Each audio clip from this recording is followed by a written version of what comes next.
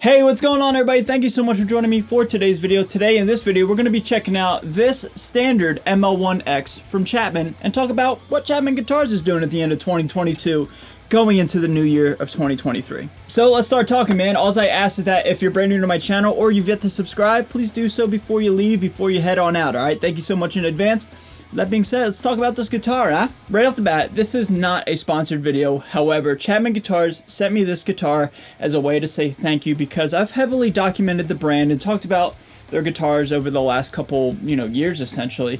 And they just wanted me to just check out this guitar and to see my thoughts and opinions on it, okay? They're not asking for this video. However, I want to make this video because I like talking about guitars and just making cool content for everybody, you know what I mean? So take that information and do with it what you will, I guess. But like I said, guys, literally nothing else is going on. I'm just here making content because it's one, my job, and two, I like talking about guitars and just geeking out with you guys, okay?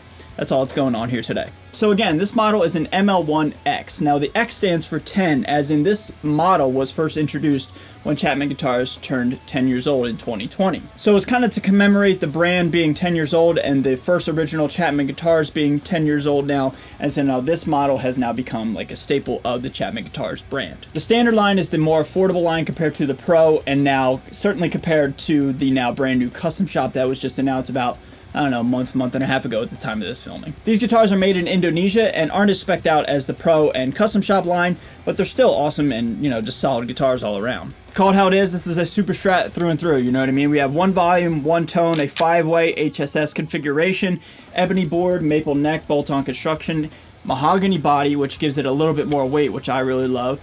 I believe this is a ash veneer, if I'm not mistaken. See-through red, duh, obviously. Anybody with eyes could have told you that one. Very smart over here. We have Chapman tuners. They're non-locking, but they're 18-to-1 ratio. Graphtec nut, reverse headstock, 22 frets, and nickel frets. And I think that does it for specs, so the only logical thing to do right now is to jam, so let's do that. This guitar is tuned down to drop D, and I'm going to be sticking with budget-friendly players in mind, again, because this is a standard line, a more affordable guitar. So I'm going to be using the STL Tones tonality Lassie Lambert plugin. I haven't used that in a long time. Let's rip with that in a demo song real quick.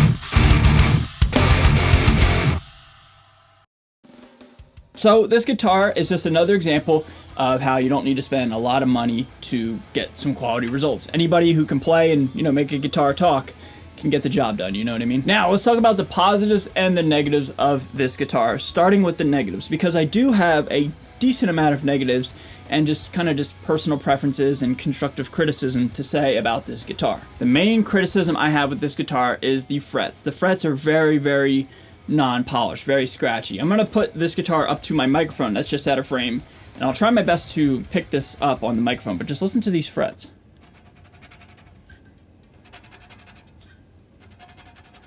Little ASMR going on. But in all seriousness, man, I think the frets just need a little bit more of a polishing job because they are very scratchy and very abrasive, and certainly much more abrasive compared to a lot of guitars in this price range. This guitar retails for, I think, $650 at the time of this filming, and that's like certainly mid-tier, mid-price, but in order to keep up with the competition, I think a little bit more TLC should have went into the fret job.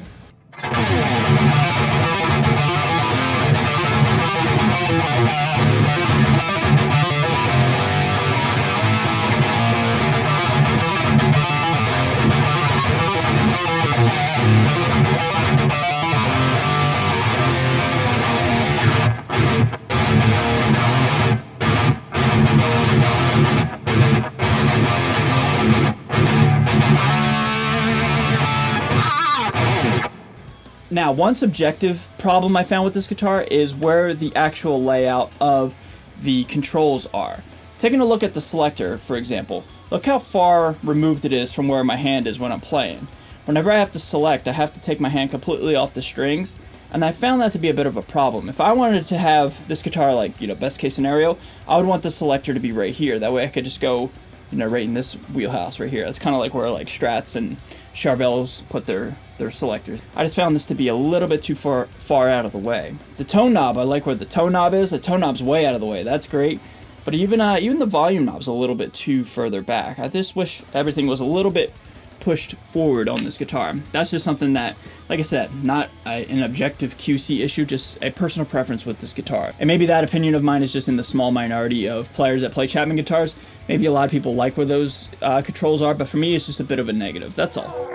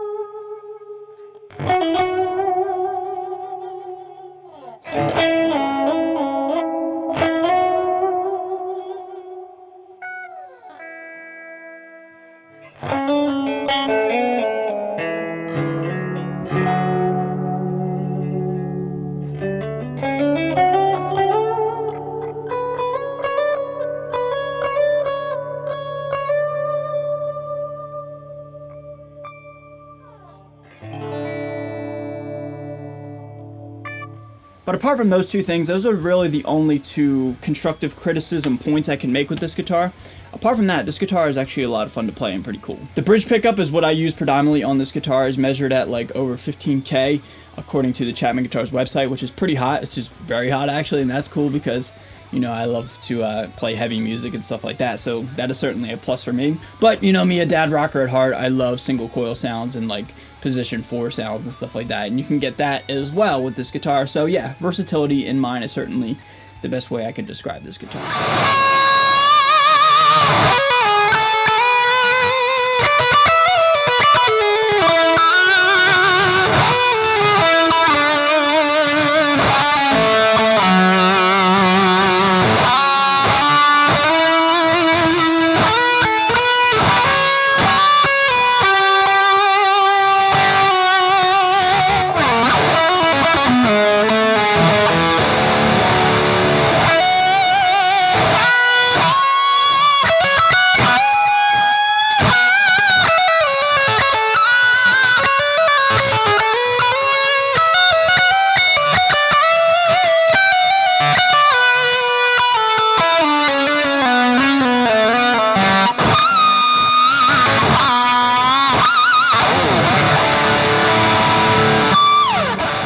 Everybody, to kind of wrap up this guitar looks cool, man. It plays in its wheelhouse, in its price range.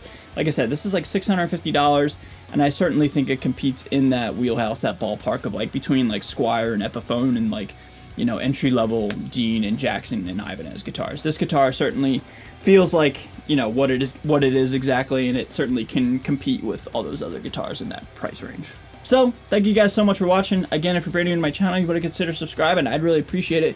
Thanks for hanging out with me today, and a huge thank you to Chapman Guitars for allowing me to have this. This is cool, man, so thank you guys so much. Alright, everybody, with that being said, I'm going to get out of here. Be sure to subscribe on your way out. Stay safe, stay healthy, and stay metal. See you guys next time. Later.